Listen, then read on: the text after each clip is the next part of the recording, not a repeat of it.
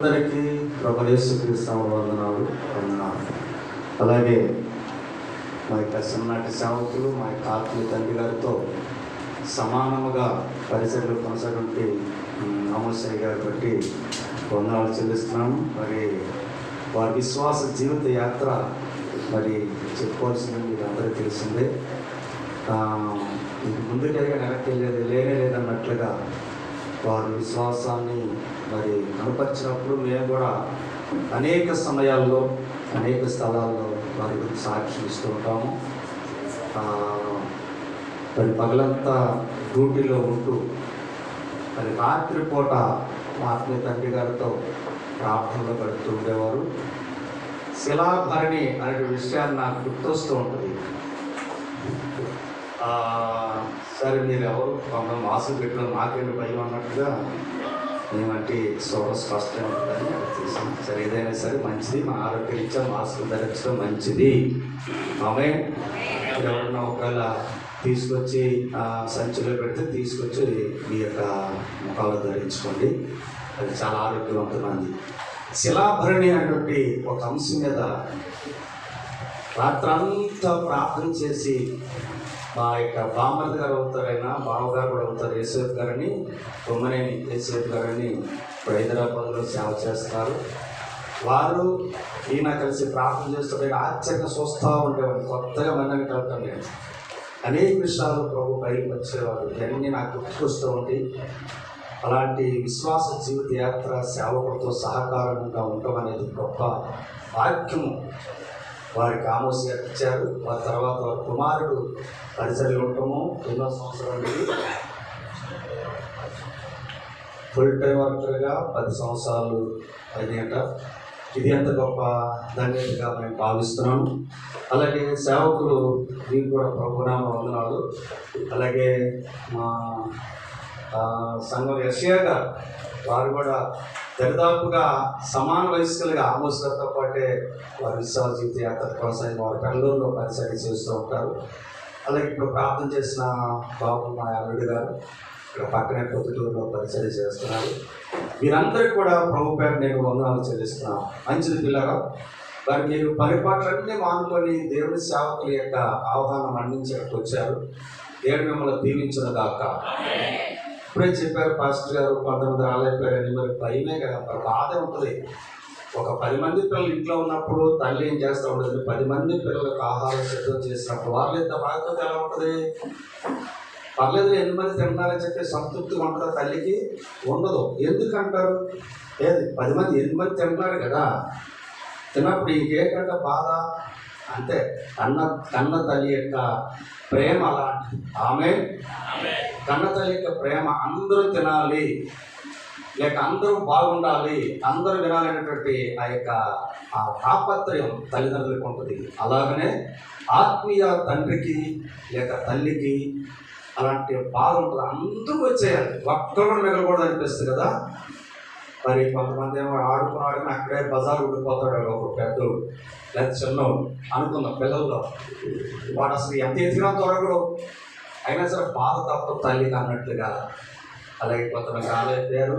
అయినను దేవుని మహాకృపను బట్టి వచ్చిన మీకు అందరికీ దేవుడు కొన్ని మాటలు అందించబోతుండగా మీరందరూ శ్రద్ధగా వింటారని నేను ఆశిస్తున్నాను. కొన్ని మాటలే ఫిలిప్పీ పత్రికలో నుంచి ఏం చెప్పాలని ప్రార్థన చేస్తున్నా ప్రభు ప్రేరేపించారు నాకు. మరి అదే వాక్యం ఇక్కడ రాయించినట్టు ఉండాలి, అదే వాక్యంలో ఉంది. ఈ ప్రార్థన విజ్ఞాపన చేత మీ విన్నపాలన్నమాట అదే ఒక ఇప్పుడు వచ్చిన చూస్తే అది వాక్యం గుర్తుకొచ్చింది. మంచి మొత్తానికి దేవుడు ముందుగానే ప్రేరేపించాడు అనిపించి నాకు. ఏది ఏమైనా దేవుని యొక్క సన్నిధిలో కొన్ని మాటలు మనం విని దేవుని యొక్క రాజ్యంలో సిద్ధపడడం, ఆయన యొక్క రాకడ దినాలు, ఆయన రాకడ గడియలు ఆ యొక్క వినపడుతుంది మనం. అవును కదా. నాకు ఒక నెల 15 రోజులు 20 రోజుల క్రితం నా కళ్ళలో రాకడ గురించి తెలియజేయమని చెప్తున్నారు. ఏదో ఒక సందర్భంలో ఏదో సమయంలో ఆ మాట వస్తూనూ రాకడతో సిద్ధపడండారా అన్నట్లుగా.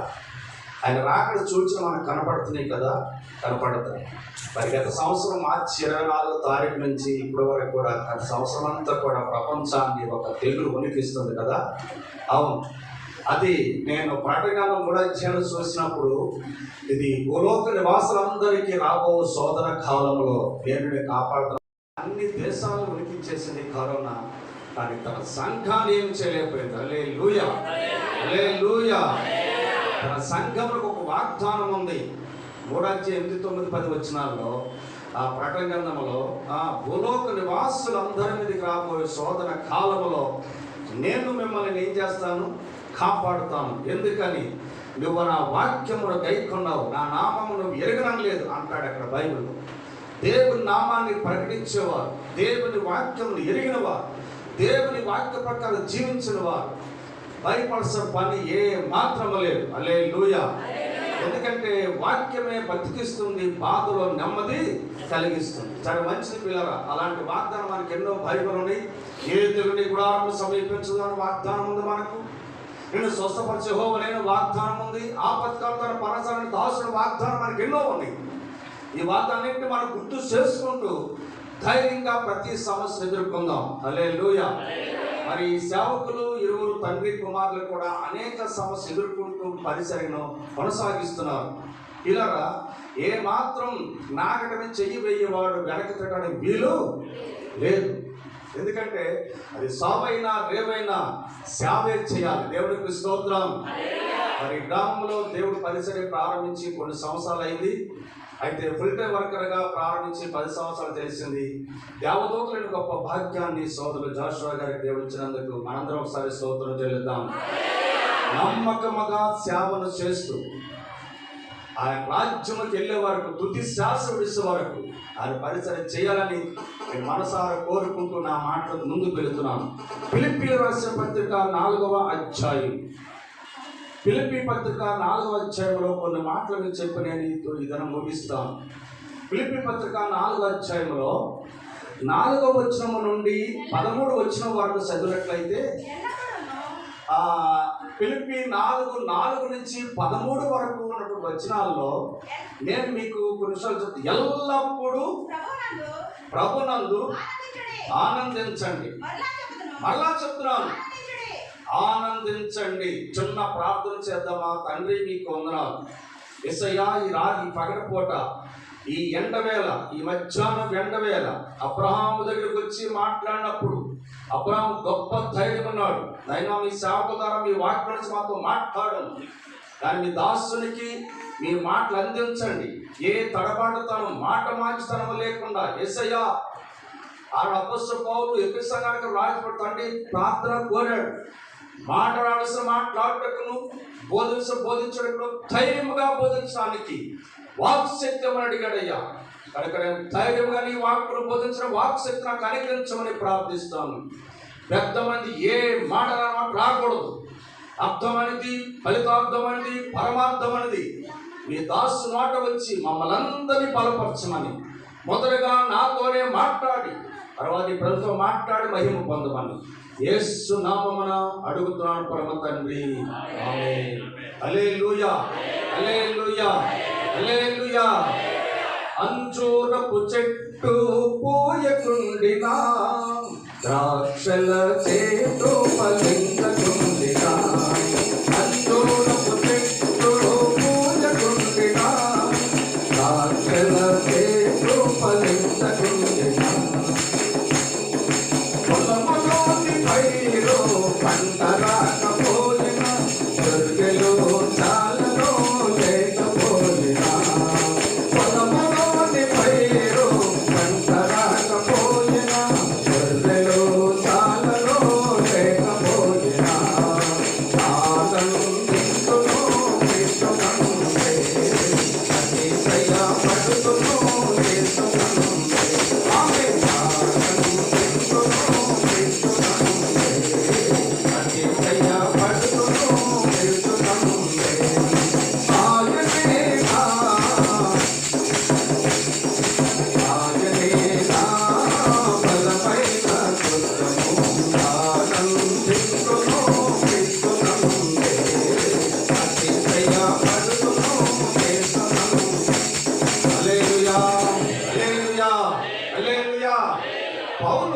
చెరసాల్లో ఉంటూ సంఘాన్ని నాకు వేలి పెంచడాలని ఫోన్ చేశాడట.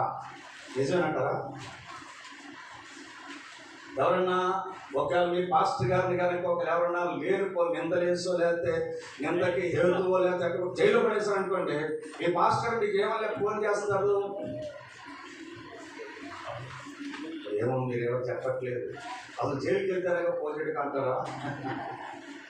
పౌలు సరసాలకు వెళ్ళిపోయాడు. ఎందుకు వెళ్ళాడు సరసాలకంటే ఈ మంచి సువార్తను అందించే ఈ ప్రక్రియలో మంచి సువార్తను అందించినందుకు అంటారు. ఈ శుభవర్తమానం ప్రపంచానికి అందించినందుకు, ఈ శుభ నిరీక్షకుడి సువార్తను అందిస్తున్నందుకు, పునరుద్ధానం గురించి చెప్తున్నందుకు, ఆ రాకడ గురించి చెప్తున్నందుకు జైల్లో పడేశారు. హల్లెలూయా. అంతకుముందు ధర్మశాస్త్ర ప్రవీణుడే, ఆ పెద్దల యొక్క పారంపర ఆచారాలన్నీ అనుసరించిన వ్యక్తే. కానీ ఆ పరిస్థితిలో ఉండగా దేవుడు ఆయన పట్టుకున్నాడు. మధ్యాహ్న వేళ దమస్కు మార్గంలో ఆ పట్టుకున్న నాటి నుంచి పునరుద్ధాన బలముల గురించి సాక్ష్యం ఇస్తుంటే జైల్లో పడేశారు. హల్లెలూయా, హల్లెలూయా. అందుకనే పౌలు చెరలోనైనా స్తుతి పాడుచు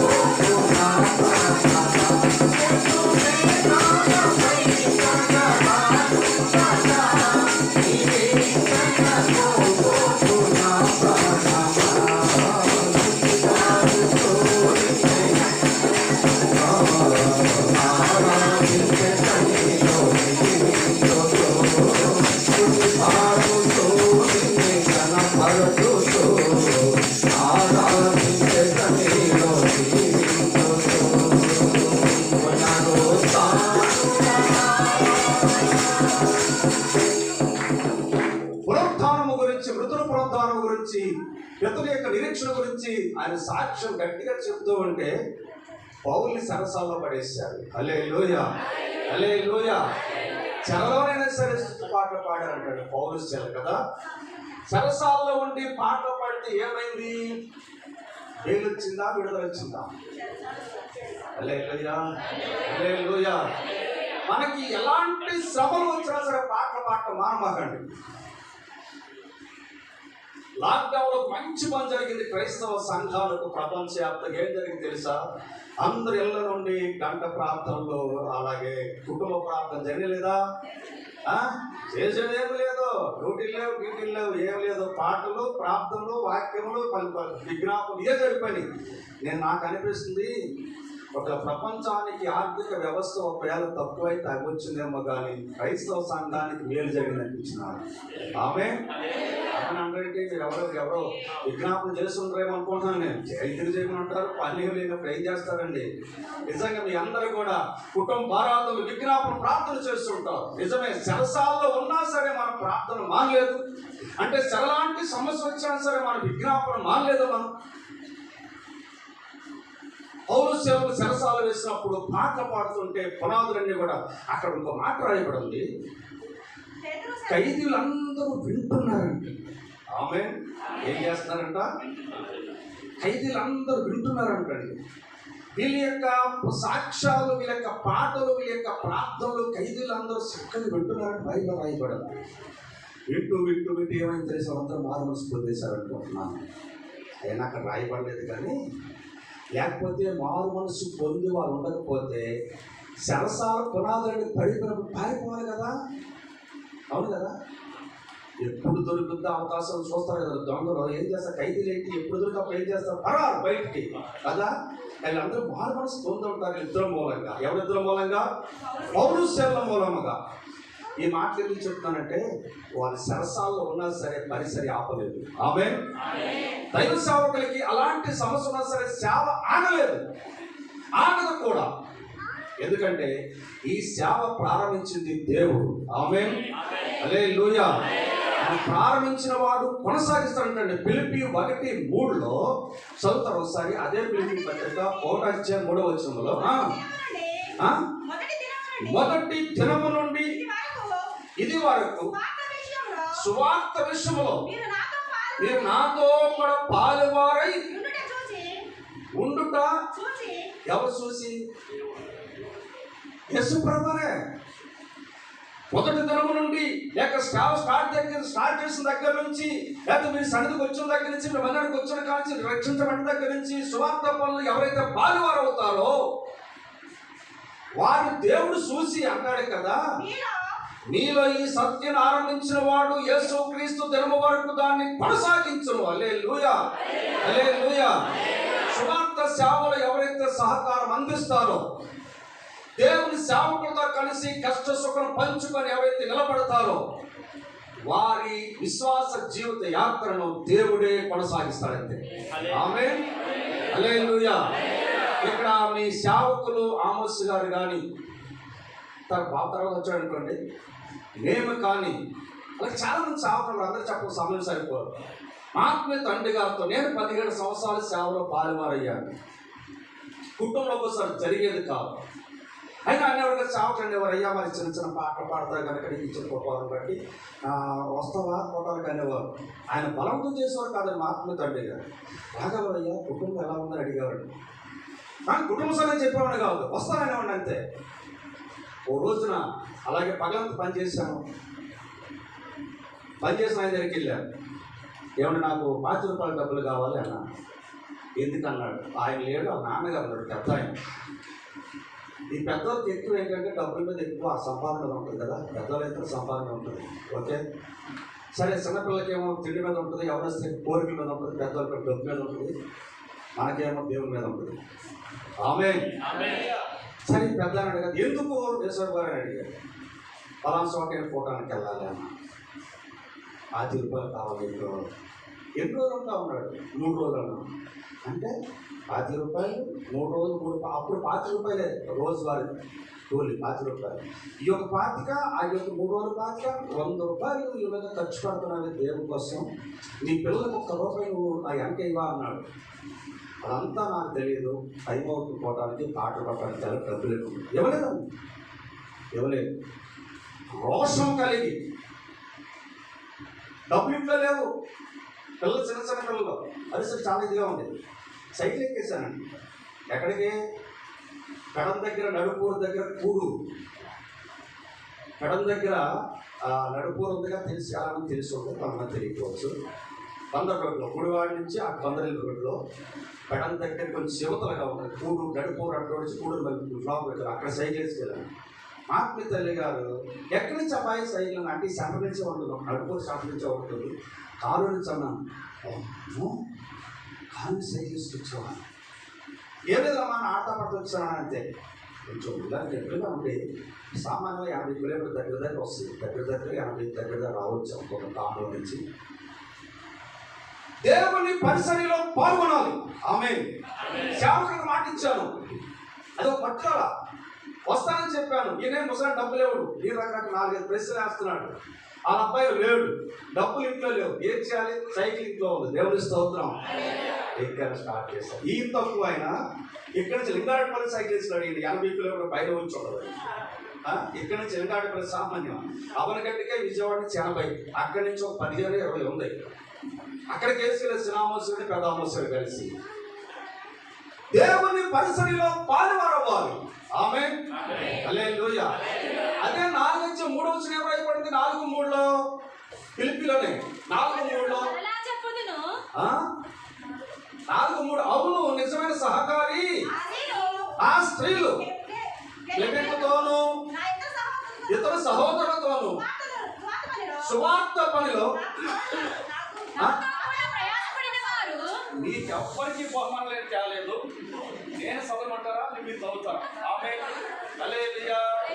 మంచిగా చదువుతారు, సంతోషం. కానీ బహుమానులు ఇవ్వబడు, పోటీ పడకుండా చదవండి. హల్లెలూయా.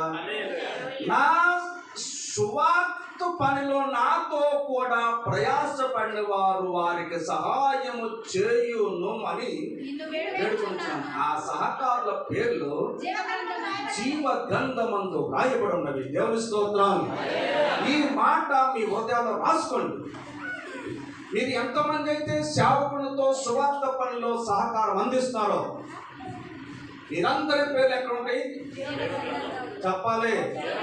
మున్సిపల్ కార్పొరేషన్లో కాదా, ఎక్కడ? జీవ గ్రంథములో ఉంటాయి అంట. హల్లెలూయా. ఈ మాట చదివినప్పుడు నా హృదయం ఎంత ఆనందం వేస్తుందో. ప్రభా అప్పుడు మాకు తెలియకనే స్వార్థ పనులు సహకరించాం. మాకు తెలియదు ఇవన్నీ వాక్యాలు అసలు మాకు తెలియదు.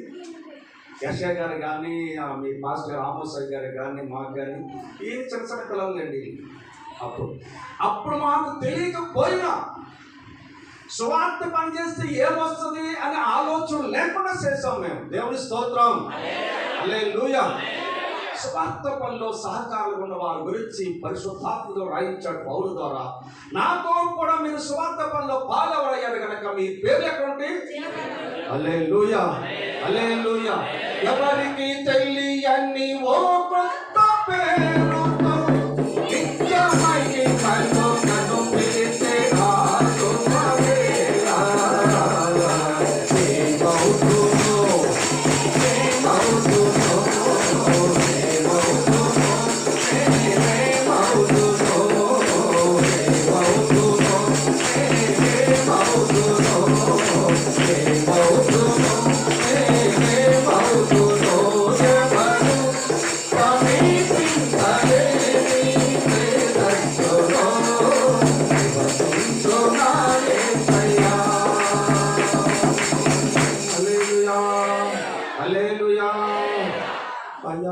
ప్రతిష్టల కోసం ప్రపంచంలో కొన్ని కోట్లు ఖర్చు పెట్టి పేరు కోసం సంపాదించుకుంటారు కదా.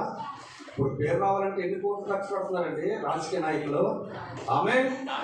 మనం ఖర్చు పెట్టాల్సిన పని లేదు. మన విషయంలో ఒక ఆయన ఖర్చు చేస్తాడు. ఆమేన్. మన ప్రభువు యేసుక్రీస్తు వారు మన పక్షంగా మన స్థానంలో ఆయన ఖర్చు అయిపోయి మనకు మంచి పేరు తీసుకొచ్చాడు. ఆమేన్. అక్కడ ఏ పేరుతో పిలుస్తాడో మనకు తెలియదు. మనకు మాత్రం మంచి పేరు ఉంటుంది. కొత్త పేరు మనకు దేవుడు రాస్తాడు. ఆమేన్. ఈ లోపల పేర్లతో ఎన్ని తంకాలు పడుతున్నారో జనాలు. మీకు అబ్బాయికి ఏం పేరు పెడతారంటే ఏమో చెప్తారంటున్నారు. టెక్స్టులు చూస్తారు, ఆన్లైన్ చూసి పేపర్లు చూస్తున్నారు. ఎన్ని పేర్లు. ఒక అబ్బాయి అయితే మా ఊళ్ళో ఎన్టీ రామారావు గారు పుట్టినరోజు పేరు పెట్టేశాడండి. దేవుని స్తోత్రం. ఎందుకంటే జూన్ 10వ తారీఖున ఆ అబ్బాయి పుట్టాడంట. పుడితే ఆ రోజు ఎవరు పుట్టారో చూసి మురిసిపోతున్నాడండి. జూన్ 10వ తారీఖు పుట్టాడు అబ్బాయి. ఆ రోజు ఎవరు పుట్టారో చూశాడండి డిక్షనరీలో. ఎన్టీఆర్ గారు పుట్టాడు. దేవుని నమ్మకం మళ్ళీ పైగా ఎవరు దేవుని నమ్మకం పై వాళ్ళ అబ్బాయి జూన్ 10వ తారీఖు పుడితే ఆ రోజు ఎవరు పుట్టారో చూశాడు డిక్షనరీలో. అంతమంది పుట్టారు ఉంటారు కదండి సినీ యాక్టర్లో. మన బిడ్డలను కానీ మనలను కానీ ఎవరితోనూ పోల్చుకోకూడదు. ఆమేన్. ఎవరితోనూ పోల్చుకోకూడదు మనం. ఎందుకని ఇశ్రాయేలు నీ భాగ్యం ఎంత గొప్పది, యెహోవాను రక్షించిన పోలినవాడు ఎవడు అందా లేదా? ఇదే దేశం 30 అధ్యాయంలో ఓ ఇశ్రాయేలు నీ భాగ్యం ఎంత గొప్పది, యెహోవా రక్షించి నిన్ను పోలినవాడు ఎవడు? పేరు గురించి ప్రతిష్ఠల గురించి ప్రాకులాడొద్దు. నాకు మంచి స్థానం గురించి ప్రాకులాడొద్దు. అసలు మన స్థానమే ఎత్తైన స్థానం. దేవుని స్తోత్రం. మన స్థానం ఎక్కడున్నా మనము ఎక్కడండి మన స్థానం? మీరు ఊరి రాసుకొని చాలు, ఇంకేమి గైబిల్ అవ్వద్దు. ఎఫెసీయుల 2:6 మన స్థానం ఉంది. ఆమేన్. యేసు క్రీస్తు కూడా ఆయనతో కూడా కూర్చుండబెట్టుకున్నాడు. దేవుని స్తోత్రం. నీకు అంతకంటే ప్రథమ స్థానం మనం కేవలం కావాలి. ఈ పేరు ప్రతిష్టల కోసం మనం ప్రాగ్రెస్ పని లేదు. దావీదు అన్నాడు కదా, దావీదు లోకములోని గల్లైన వారికి అని పేరు నీకు ఇస్తానన్నాడు. ఆమేన్. నువ్వు గొర్రెలు కాసుకునే కాపురవే కానీ నీ మనస్సును బట్టి, నీ హృదయ అంతరంగ పరిస్థితిని బట్టి నీకు ఒక స్థానం ఉందని తెలుసా? లోకములో నీ గల్లైన వారికి కలిగిన పేరు నీకు నేను ఇస్తానన్నాడు. ఆమేన్. హల్లెలూయా. ఈ పేర్లు ప్రతిష్ఠ గురించి మనకు పెద్ద భయం లేదు. కానీ కార్యక్రమం మాట రాసిన పౌలు మీ పేర్లు జీవ గ్రంథంలో రాయబడినవి. హల్లెలూయా. హల్లెలూయా. హల్లెలూయా. ఎంతో మంది దేవుని నమ్మిన సహోదరి చూస్తారు కదా, వారు మొట్టమొదటి దేవుని నమ్మిక ఉంచిన తర్వాత పార్టీలోకి వెళ్ళిపోయి పెద్దవారితో ఆలోచనతో తిరుగుతూ ఉంటారు పేరు ప్రతిష్ట కోసం. బిల్లీ గ్రహాం గారు మాట చెప్పారండి తెలుసా? అమెరికాలో బిల్లీ గ్రహాం గొప్ప స్వార్థ సేవకులైన అమెరికా ప్రెసిడెంట్ గారు పిలిచి ఒక రోజున తన యొక్క ఇంట్లో కూర్చోబెట్టుకుని ఒక మాట్లాడేటండి. ఏం తెలుసా? పాస్టర్ గారు మీరు నిజంగా దేవుని పరిసరలో కనుక అట్లా స్టేజ్ మీద ఎక్కి ప్రార్థన చేస్తూ పాటలు పాడుతుంటే లేకపోతే వాక్యం చెప్తుంటే కొన్ని లక్షల మంది పశ్చాత్తాపడి లోబడిపోతున్నారు దేవునికి. మీరు కనుక అమెరికా ప్రెసిడెంట్ కనుక పోటీ చేస్తే మొత్తం ఓట్లు నీకే పడతాడంట. ఎవరితో? పాస్టర్ గారితో, బిల్లీ గ్రహాం గారితో. అప్పుడు బిల్లీ గ్రహాం గారు పాస్టర్ గారు అన్నారంట కదా ఆ అమెరికా ప్రెసిడెంట్ గారితో, ప్రెసిడెంట్ గారు ఒక వ్యక్తి ఎగ్జిక్యూటివ్ ఆఫీసర్ పదవిలో నుంచి జమాన్ పోస్ట్ దిగొస్తాడని అడిగాడట. ఏమన్నాడు? ఒక పెద్ద ఆఫీసర్ పోస్టులో నుంచి ఆఫీసు ఊడ్చేటటువంటి సీప్ క్లేపర్గా వస్తాడా అన్నాడు.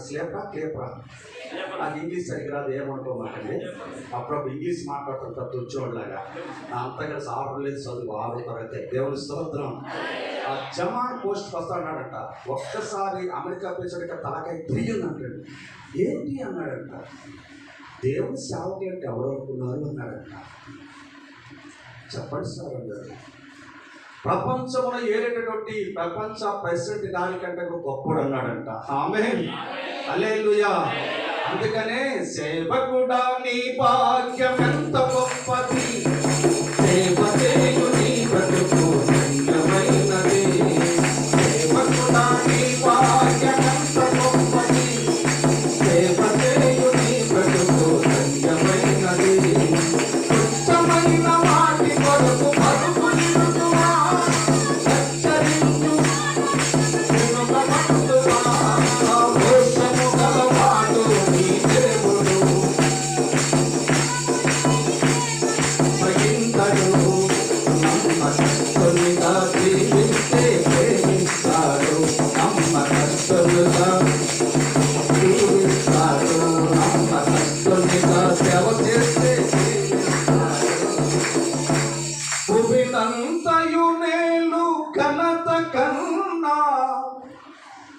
నీ దాసునిగా నుండుటయే విన్నా అనుకో ఆయన పాడాడు. దేవుని స్తోత్రం. భూమినంతయు నేలు ఘనత కన్నా నీ దాసునిగా నుండుటయే విన్నా. హల్లెలూయా. ఈ భూమంతా భూలో ప్రజలంతా కలిసి తాను వచ్చి కనుక నన్ను పైన పెడతారంటే నేను పొరపాటున వెళ్ళను. ఆమేన్. ఎందుకని? మా స్థానం భూమి మీద కాదు, ఎక్కడుంది? హల్లెలూయా, హల్లెలూయా. క్రీస్తు యేసు కృప చేత మనం రక్షించుకొని ఆయన తనతో కూర్చుండబెట్టుకుంటే అక్కడే కిందకి ఎవరు దిగుతారండి? హల్లెలూయా.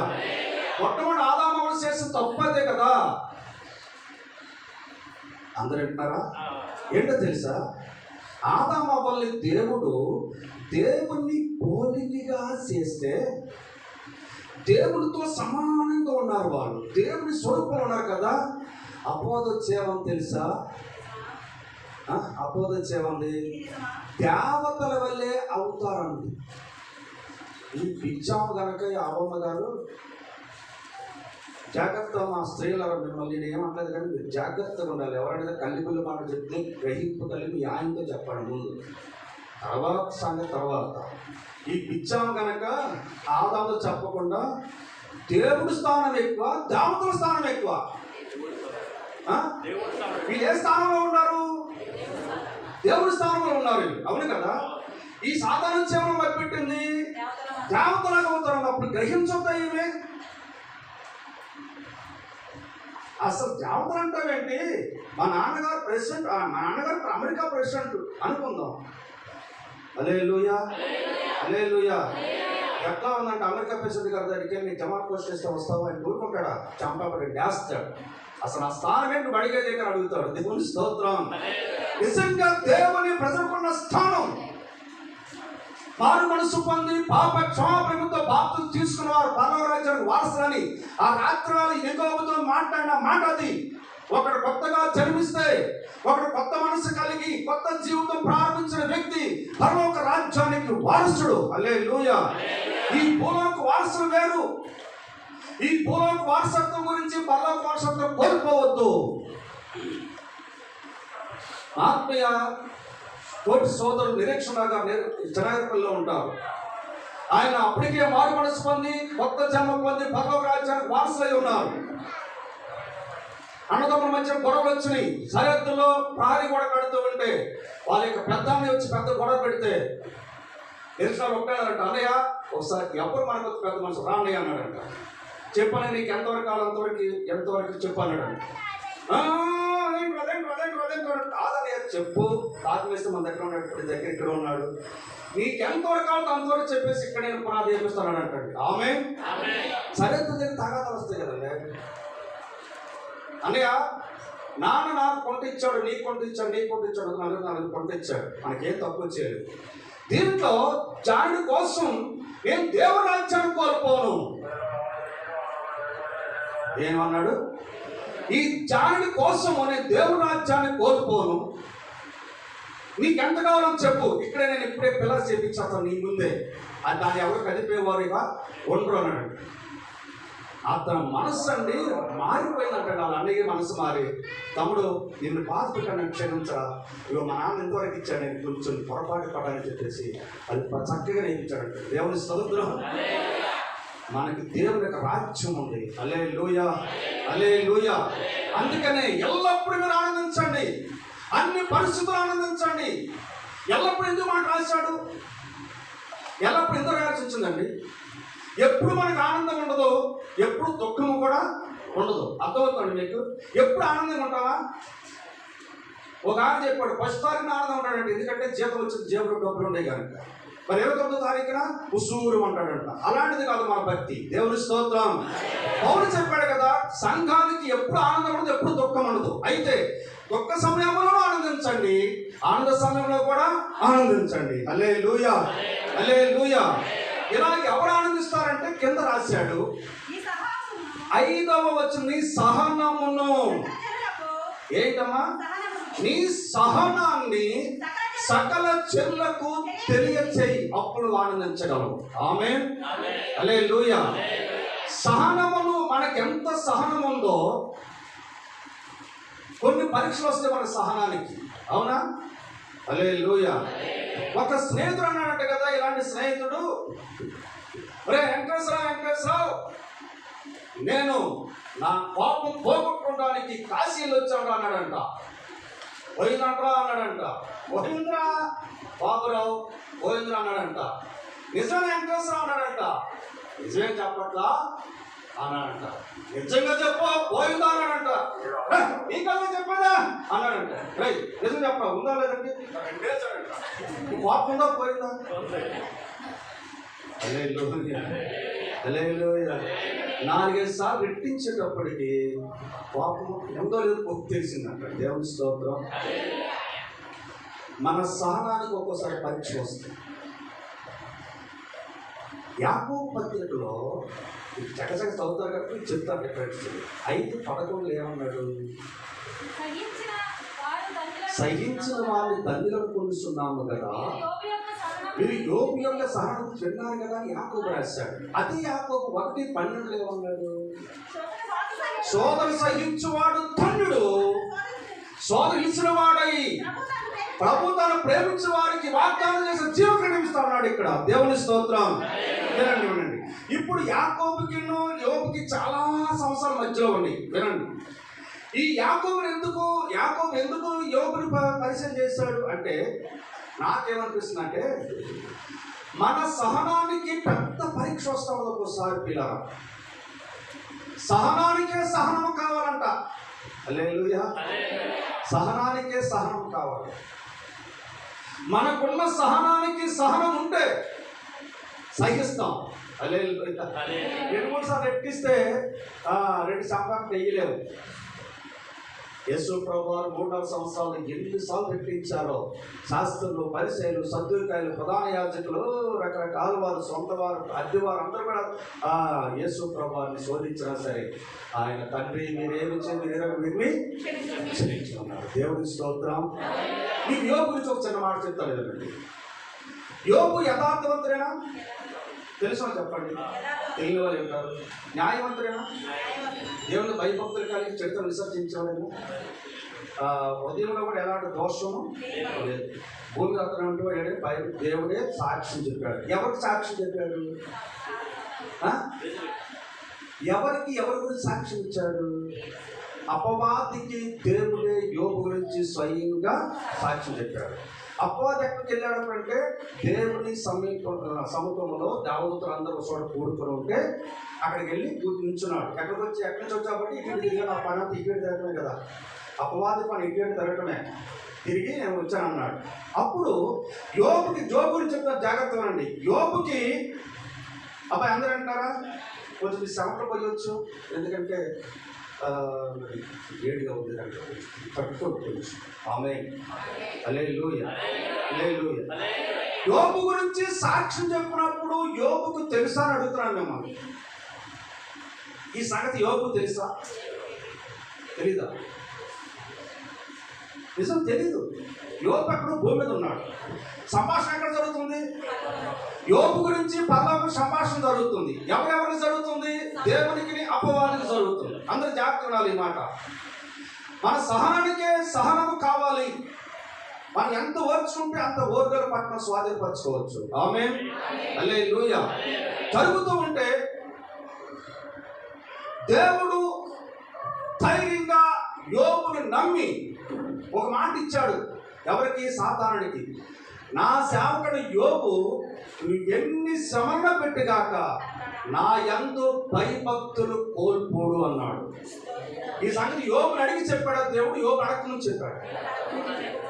యోబుని అడగలేదు. నేను బాగా పరిశీలన చేస్తే వాక్యాన్ని అసలు యోబుకి సంగతులు ఏమీ తెలియదు. దేవుడు యోబుని నమ్మి యోబు హృదయాన్ని చూసి, తన సహనాన్ని చూసి, తన ఓర్పును, తన భయభక్తులు చూసి సాతాను దగ్గర ధైర్యంగా సాక్షి చెప్పాడు. చెప్పి అన్నప్పుడు అక్కడ వాదన జరుగుతుంది. ఏమని? ఊరికి నేను భయభక్తి కలిగిన వాడు అయ్యాడా అంటది సాతాను. ఊరకనే భయభక్తి కలిగి ఉన్నాడు. అతని చేతి పనంతా నేను దీవించావు కనుక భయభక్తులు కలిగి ఉన్నాడని చెప్పి సాతాను అంటే దేవుడు అన్నాడు కదా, పిచ్చమోహమా, భయభక్తులు కలిగి ఉన్నందువల్ల నేను దీవించలేదు కానీ అతడు భయభక్తులు కలిగి ఉన్నందున దీవించనన్నాడు. దీవించినందువల్ల భయభక్తి కలిగి ఉండలేదు. మీకు అర్థమైందా? నేను ముందు దీవించాను, తర్వాత భయభక్తి కలిగి ఉండలేదు. సాతాను ఏమంటుంది? నువ్వు దీవించావు కనుకనే భయభక్తులు కలిగి ఉన్నాడు అంటుంది. అవునా? మరి బైబిల్ ఏం చెప్తుంది? భయభక్తులు కలిగి ఉన్నాడు కనుకనే దీవించాను అంటుంది బైబిల్. ఇద్దరు మధ్య వాదన జరుగుతుంది. సాతాను ఏమంటుంది తెలుసా? దేవుడు మన చల్లగా చూశాడు కనుక మీరు ప్రార్థనకి వెళ్తున్నారు అంటది. ఇది మనం ఏమంటాం? మనం ప్రార్థనకి వెళ్తారు కానీ దేవుడు మమ్మల్ని చూశాడనండి. మీరు దేవుని స్తోత్రం. ఇది పెద్ద వాదాపాదాలు జరుగుతున్నాయి ప్రపంచంలో. మీకు అర్థమైందండి? అర్థమైంది. సాతాను ఏమంటుంది? నువ్వు దీవించావు కనుకనే భయభక్తులు కలిగి ఉన్నాడు అంటుంది. దేవుడు అంటున్నాడు, లేదు లేదు, భయభక్తులు కలిగి ఉన్నందున నేను దీవించి అన్నాడు దేవుడు. అయితే ఇప్పుడు సరే చూసుకుందాం అన్నాడు. ఒక్క సాంక్ష్యం ఉంది, మొత్తం తీసేస్తానంది. అప్పుడు నీ ఎదుట నీ ముఖాన్ని ఉమ్మేస్తాడంది. లేదు, ఉమ్మేయుడు నిలుపాలి, ప్రాణం మాత్రం ముట్టుకోతాను. దేవుని స్తోత్రం. ఏం ముట్టుకోండి? ఏమన్నాడు ఆయన? ప్రాణం మాత్రం ముట్టుకోకుండా వివేదన చేస్తున్నాడు. అప్పుడు అంతా పోయిన తర్వాత యోబు ఒక మాట అంటాడు, యెహోవా ఇచ్చాను, యెహోవా ఇచ్చాను, తీసుకొని పోయాను, యెహోవా నామమునకే అన్నాడు. మరి రెండో అధ్యాయంలో ఏం జరిగింది? ఎందుకు ఈ మాట చెప్తుంది తెలుసా? మన సహనాన్ని ఇతరులు పరీక్షిస్తారు. మన మీద లోకము కన్ను ఉంటుంది, సాతాను కన్ను ఉంటుంది, దేవుని కన్ను ఉంటుంది. జాగ్రత్త గుర్తుంచుకోండి. మన మీద లోకస్తుల కన్నంతో మన మీద ఉంటుంది. ఎలా భక్తి చేస్తున్నారు, వీళ్ళ ప్రవర్తన ఏంటి, వీళ్ళ మాటల తీరేంటి, వీళ్ళు చెప్పే బోధ ఏంటి, ఇక్కడ పాస్టర్ గారు ఇక్కడే చెప్తున్నాడు కానీ బయట చెప్తున్నాడు లేదని చూస్తారండి. ఏంది మిమ్మల్ని కూడా చూస్తారు, నన్ను చూస్తారు, పాస్టర్ గారిని చూస్తారు. అలాగే సాతాను కన్ను ఉంటుంది. మూడవది దేవుని కన్ను మీద ఉంటుంది. మన మీద ఎన్ని కళ్ళు ఉండి, ఎన్ని దృష్టిలు ఉండి, ఈ దృష్టిని పోవాలంటే దిష్టి బొమ్మ పెడదామా? అంతమంది దిష్టి బొమ్మలు పెడతారు. మీరు ఎవరు పెట్టకూడదు దయచేసి. హల్లెలూయా. వచ్చింది కదా, పెద్ద దేవుడు బొమ్మ వచ్చింది, పేదాడు బొమ్మ పెట్టేవాడు. ఇప్పుడు ఏమో బోత్ బొమ్మ పెడుతున్నారు.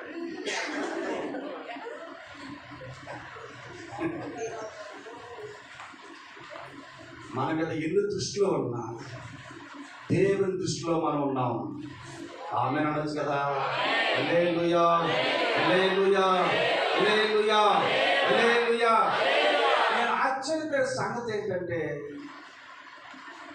యోబుకి ఒక్క చిన్న మాట కూడా దేవుడు చెప్పకుండా పరిమిష్టం చేసాడే సాతానుడికి అని ఆశ్చర్యపోతాను.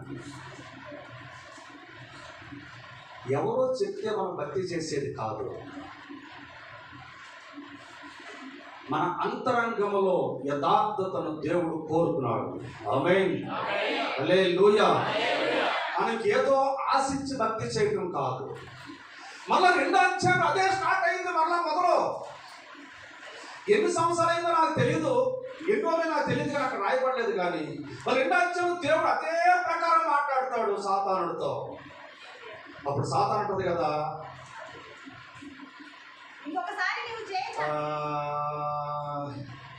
నువ్వు శరీరం మంచి ఆరోగ్యం ఇచ్చావుగా, ఎందుకు దేవుడు ఎందుకు ఆరోగ్యం చేయడం అంటుందండి. అంటే అక్కడ వేరే రాసి ఉంది కానీ నేను చెప్పడం కాదు. నువ్వు శరీరం మంచి శరీరం ఇచ్చావు కదా, మంచి ఆరోగ్యం ఉంది యోగికి. మంచి ఆరోగ్యం మనకి ఏం చేస్తాడండి, భయభక్తులు కలిగి ఉంటే దేహం మనకు ఆరోగ్యాన్ని సాయంత్రం రాయబడేదా? హల్లెలూయా, హల్లెలూయా. మన ఆరోగ్యం సంగతి సాతాను కూడా తెలుసు అంటండి. హల్లెలూయా. మన అనారోగ్యం గురించి కూడా దేవుడికి బాగా తెలుసు.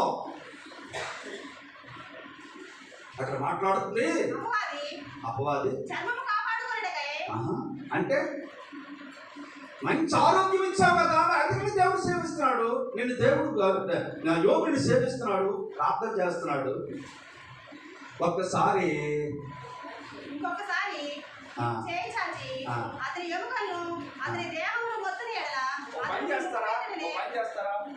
మాట పాడుతున్నాడు, అంత మంచిలో ఒకసారి తాగేసాడు. హల్లెలూయా, హల్లెలూయా, హల్లెలూయా, హల్లెలూయా, హల్లెలూయా. తాగితే ఆశకరమైన మంచిలో ఒకటి. ఆమేన్. దేవుని మహిమ కలుగును గాక. హల్లెలూయా, హల్లెలూయా, హల్లెలూయా, హల్లెలూయా.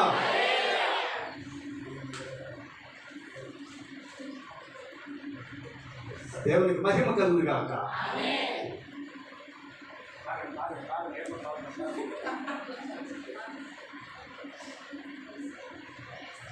మనము తినుటకును త్రాగుటకునే పుట్టి ఉన్నాం.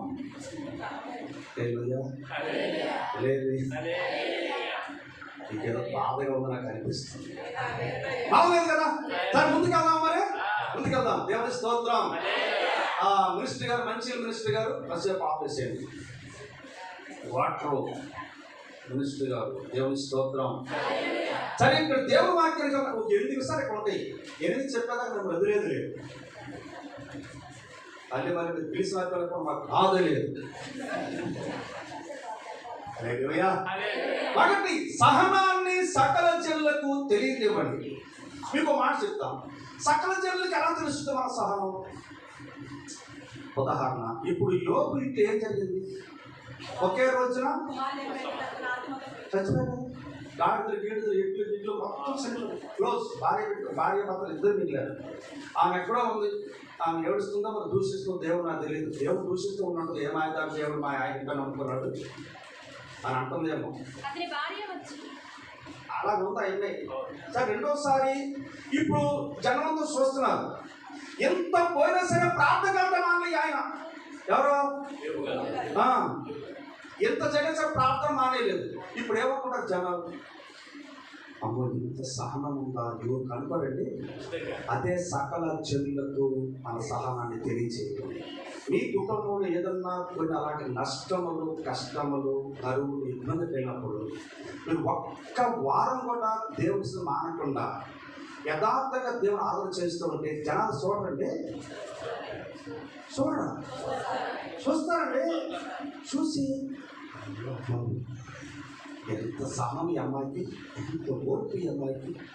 భర్త గారు తాగొచ్చి ఈడ్చి బాధేసేసి శనివారం రాత్రి ఆదివారం పొద్దున్న ప్రార్థనకి వెళ్ళిపోయిందే పౌరులాగా అనుకోరా. అది రెండోసారి ఏం జరిగింది తెలుసా, ఈ శవమంతా చీకిపోయింది. అప్పుడు ఒక మాట అంటాడు, మనం ఎప్పుడు వేరే అనిపిస్తాము, వేరే అనిపించా తగదా, ఎందుకమ్మా మూర్ఖలో మాట్లాడతాము, మూర్ఖాలు కాదు కదా అన్నాడు. ఎవరిని? ఎంత సాగు అంటే దేవుడు దూషించి యథార్థ విడిచిపెట్టి చచ్చిపోవాలంటే మూర్ఖాలు కదా. పురుషులారా మనం చెప్తున్నాం, మనం యథార్థంగా ప్రార్థనకి వెళ్తున్నాం కదా, ఏదో నష్టం కలిగితే భార్య ఏమని తెలుసా, మన భార్య, మీ భార్య, మా భార్య ఏమని తెలుసా, ఏమయ్యా యథార్థ విడిచిపెట్టాయి చచ్చిపో, ఈ భక్తి నువ్వు పాడుగా అందంటుంటే మనం ఏమంటాము, ఉగ్రాలా అంటామా, ఉగ్రా అంటావో చేస్తామో మనకు తెలియదు. ఏమో దేవుని దైవం ఇప్పటివరకు మా భార్య ఒక మాట లేదు, ఒక దెబ్బ పట్టలేదు అండి. ఆ దేవుని దైవం అలా పెడతారు. 39 సంవత్సరాలు అయిపోయింది. దేవుని స్తోత్రం కలిగిన, దేవునికి మహిమ కలిగిన. అయితే ఆడ పరిస్థితులు ఏమి రాలేదు. ఇద్దరం కలిసి చక్కగా పంచుకొని, కష్ట సుఖాలను పంచుకొని, నష్టమైన కష్టం నేను లేకపోయినా సరే అయ్యతో కూడా ప్రార్థనకి వెళ్ళిపోయినా సరే ఆమె 3 రూపాయలు పనికి వెళ్ళి, తర్వాత 5 రూపాయలు పనికి వెళ్ళి అలాగే పిల్లలను పోషించింది. ఆ సాక్ష్యం లేదు. ఒక రోజున ఈ కోటా మీద అక్కడ 50 రూపాయలు లేకపోతే పక్కన ఒక ఆయన భద్రజలంటే ఒక ఆయన ఉంటాడు. ఆయన దగ్గరికి వెళ్ళి బాబా ఈ ఊరిలో కానీ వచ్చినాక ఇస్తాను 50 రూపాయలు. మరి కర్ణంగారు అసలు ఆ కర్ణంగారు 3 రోజులు ఇస్తాడు నెలకి. ఈ తర్వాత ఎవడు ఇక మిగిలినవన్నీ పైకి వెళ్ళిపోతాయండి పక్కకి. నాకు తెలియదు దేవుడు ఎవరైనా స్టోర్ ఇచ్చేవాళ్ళంటే మమ్మల్ని కాదు బాబు, మా ఊరాన్ని చెప్తున్నాను. ఆయన వచ్చాకైతే ఉండవు, బియ్యం అయిపోతుందని చెప్పంటే మీరు ఎలాగో తీరుస్తారు అనే మాటతో ఆయన మీ పిన్ అడుగుతారని లోపలికి వెళ్ళిపోయాడు. అదే సంగతి మళ్ళీ వచ్చి లేవంటే అమ్మాయి అన్నాడు. అంటే 50 రూపాయలు బాకీ తీర్చలేని పరిస్థితుల గుండా ప్రయాణం చేసుకోవడం నేపథ్యంలో ఇద్దరము దేవుని పాదాల చెంత దేవుని అడిగి, మేము మా ప్రసాదపాడ దగ్గర నుంచి కాంగ్రెస్ నుంచి ప్రసాదపాడ దారిలో శరవేగ తోట ఉంది. శరవేగ తోట ఎస్సీఆర్ సెంటర్ అంటారు, మీకు తెలిస్తే పెద్ద పురుషులకి. అక్కడ చిన్న చిన్న గుడిసెలు వేసుకొని చెట్ల కింద ఉంటారు కొంతమంది. పక్కన ఒక చిన్న గుడిసె ఉంటే మేము సైకిల్ వేసుకుని వెళ్తున్నాం. మా పిల్లలు ఎక్కించుకొని పాస్టమర్ ఉంది కదా, అప్పుడు పాస్టమర్ అవ్వలేదు.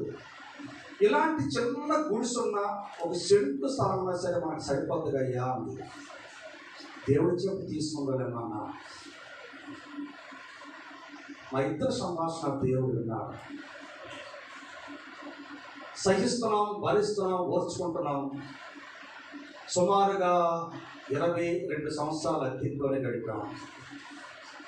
22 సంవత్సరాల్లో ఒక 17 సంవత్సరాలు దీపం పుట్టి ఉన్న ఇంట్లో అద్దెకున్నాం. ఈ 22 సంవత్సరాలు కూడా ఊరింట్లోనే అద్దెకున్నాం, తాటాకి ఇంట్లోనే. ఒక్క ఇంటిలో కూడా అద్దెంట్లో కూడా లెట్రిన్ బాత్రూమ్ లేదు. నేనే రెల్లిగడ్డ తీసుకొచ్చి తాటాకి నరికొచ్చి బాత్రూమ్ కట్టేవాడిని. మరి బహిర్భూమి మాత్రం అందరూ బయటకు వెళ్ళిపోయేవాళ్ళం. ఎందుకనంటే ఒక లెట్రిన్ బాత్రూమ్ ఉన్నట్టు ఇంట్లో అద్దెకుంటే డబ్బులు చాలా మనం కష్టపడి అప్పు చేయాల్సి వస్తుంది. పైగా దేవుని సేవకుడితో పరిసరికి వెళ్ళడం నాకు వీలు పడదు అనే ఉద్దేశం చేత మేమిద్దరం ఒకరు అనుకొని, అప్పుడే బాధ కలిగే ప్రాంతం ఉంటుంది. మీరు ఎప్పుడు సొంత పెట్టేవాళ్ళయ్యా అంటది. అబ్బాయి మీరు అప్పుడే అనలేదమ్మా అని చెప్పుంటారా, నా వస్తుంది తగలు కాక నీ సారం గారన్నా మీరే ఆ మాట లేదు. సందర్భం వచ్చినప్పుడు అప్పుడప్పుడు అన్నప్పుడు ఇద్దరు నవ్వుకుంటాం. మన ఇద్దరు కలిసి క్రీస్తులో కష్టపడ్డామా, నేను నిన్ను సొప్పు పెట్టేది లేదు, నన్ను సొప్పు పెట్టేది లేదు, దేవుడి ఇచ్చిన సొప్పు పడదాంలే అనుకునేవాడు. నిజంగా అదే ప్రకారంగా 2002వ సంవత్సరంలో దేవుని యొక్క ఎన్నో పాస్టర్ పాటలు గుర్తొచ్చింది. ఆయన కృప వల్లనే హల్లెలూయా హల్లెలూయా హల్లెలూయా. ఏంటంటే పాట ముందు ఏ స్థితికైనా హల్లెలూయా హల్లెలూయా. మా విశ్వాస జీవిత యాత్రలో అన్ని స్థితుల్లో కూడా ఆయన కృప మాకు తోడుగా ఉందండి.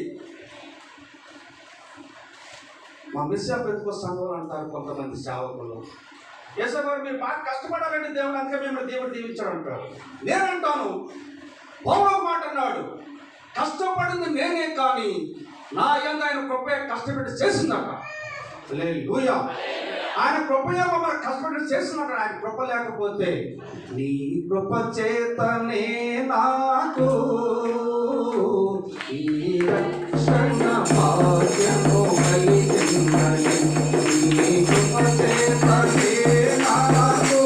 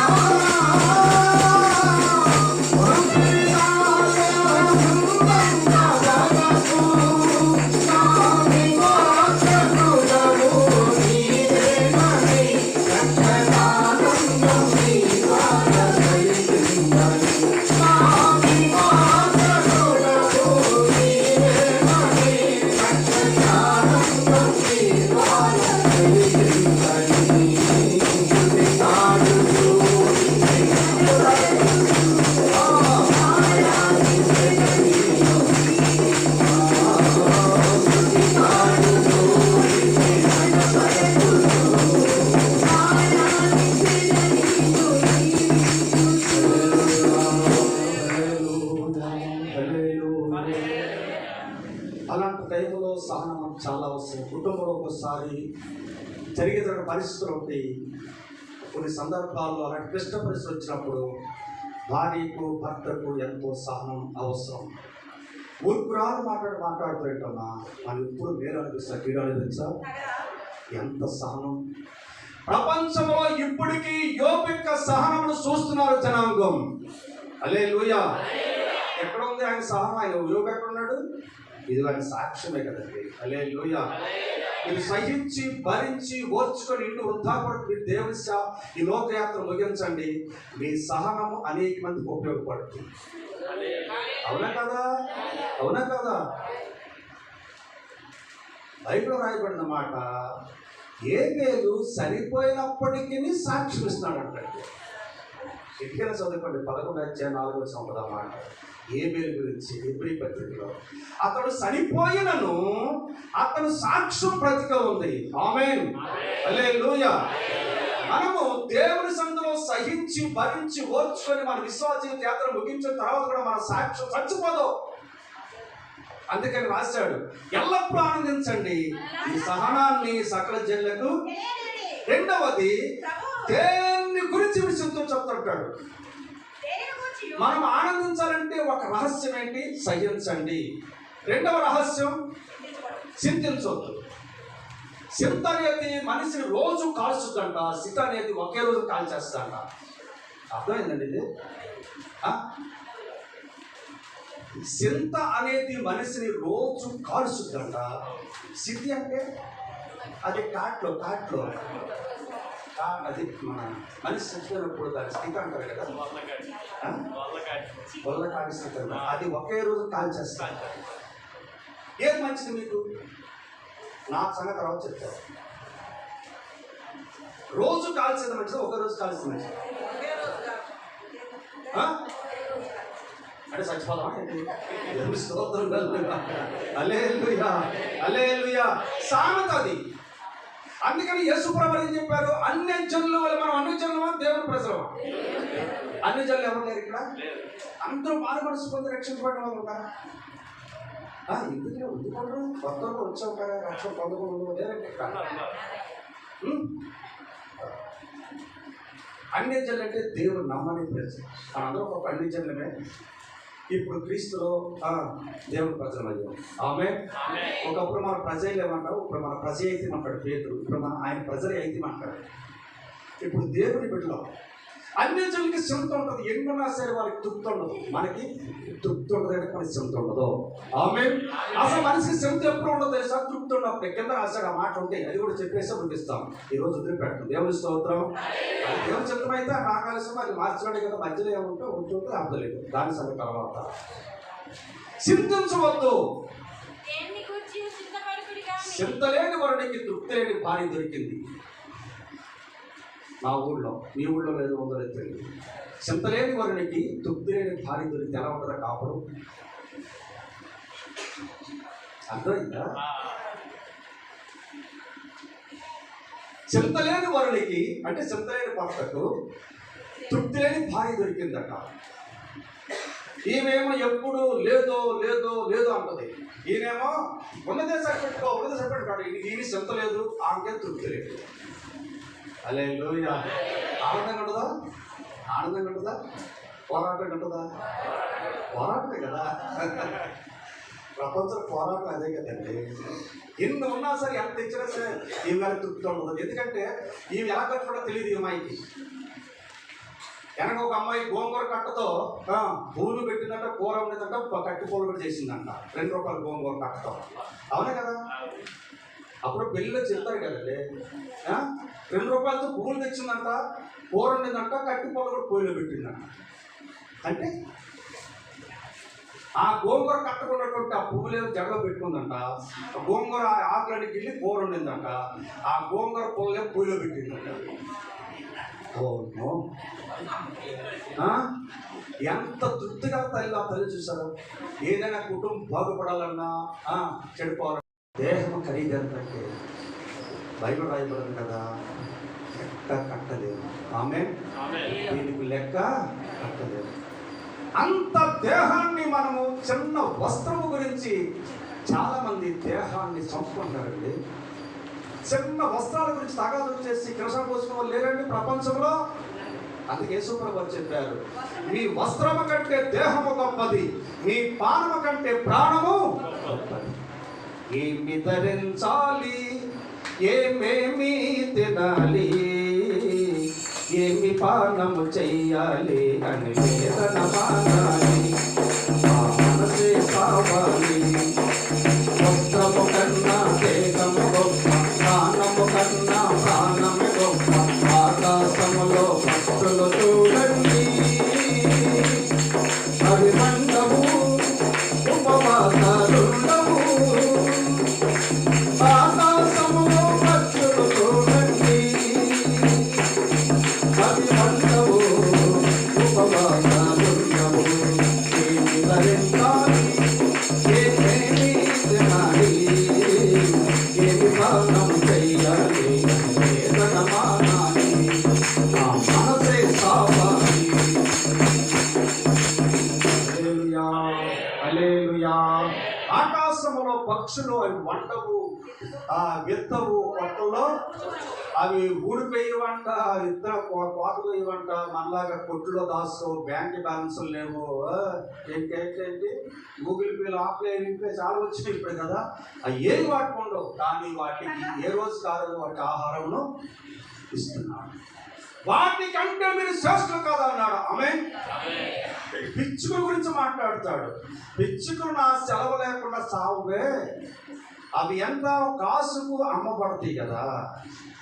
ఈ ఖరీదంతో తెలుసా, మీరు నా బిడ్డలు అంటాడు. అందుకని దేవుడు బిడ్డలు పడిన వారు ఈ భౌతిక చింతన మానుకొని, పెద్దలు 60 సంవత్సరాలు దాటుంటే అర్థాములు నాకు చెప్తున్నాను, నన్ను ఎవరు చూస్తారో అని భయపడమాకంటే ఉంటుంది, చింత ఉంటుంది. దావీదు ఒక రోజున నా అంతం ఎట్లుంటున్నాను అన్నాడు. ఆమె కానీ దావీదుకి అంతం మంచిగానే ఆయన ఎంత సాక్ష్యం అండి.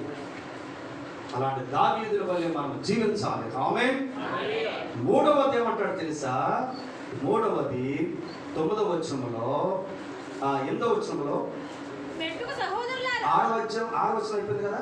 7వ వచనం సమస్త జ్ఞానమునకు మించిన దేవుని సమాధానం యేసుక్రీస్తు మీ హృదయములకు మీ తలంపులకు కావలి ఉండను. హల్లెలూయా. అప్పుడు అంటే ఎప్పుడు సహించి మీ యొక్క సహనాన్ని లోకాన్ని చూపిస్తూ దేవుని చింతించకుండా జీవిస్తే అప్పుడు అంటండి దేవుని సమాధానం మనకి ఎక్కడ ఉంటుందంటే తలంపులకి హృదయానికి కావాలంటుందండి. అంటే మూడవది ఏంటి తెలుసా, మనం ఆనందించాలంటే మన హృదయాన్ని తలంపుల్ని భద్రం చేసుకోవాలి. సామెతకు అంతకథ రాశాడు, రెఫరెన్స్ వద్దులే. మీ తలంపుని అన్నిటికంటే మీ హృదయాన్ని ఎక్కువ కాసుకోమంటాడు. ఎందుకని? హృదయం అన్నిటికంటే ఏమన్నదంట? ఘోరమైన కరోనా కంటే వ్యాధి కాదు కదా, కరోనా కంటే వ్యాధి కాదు, ఇంకా క్యాన్సర్ కంటే చెప్పండి ఘోరమైన వ్యాధి కాదు. దాన్ని గ్రహింపగలవాడు ఎవడు అంటాడు, దాని డాక్టర్ లేడంట. హృదయ యొక్క వ్యాధిని గ్రహించడానికి బాగు చేయడానికి డాక్టర్స్ లేనే, దేవుడు తప్ప. ఆమేన్. మన తలంపులు కాసుకోండి. ఎవరితోనూ పోల్చుకోమాకండి. మీరు ఏ యోగ్యత మెప్పైనా ఉంటే చదవండి.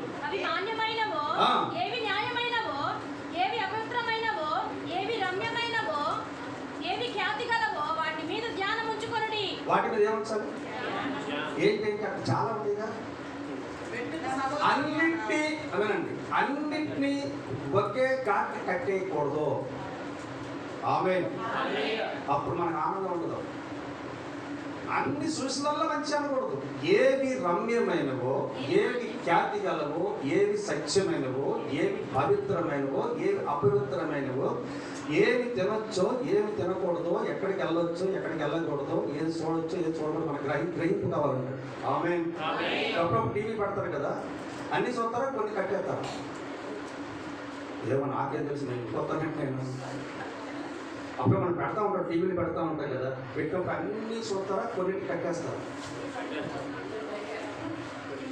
ఎందుకంటే దానికి డబ్బులు కట్టలేదు. డబ్బులు కడతామని చెప్పేసి చూస్తే ఏమవుతుంది? దానికి డబ్బులు కడతాను కదా. అపవిత్రమైన వాడు డబ్బులు కడతారు కదా నేను టీవీకి, మరి దాన్ని ఎందుకు చూడకూడదు? డబ్బులు ఇచ్చుకోనుకోండి దేనికి? అప్పుడప్పుడు మనం నలుగురు కూర్చున్నప్పుడు ఏం మాట్లాడుకుంటారు మీరు?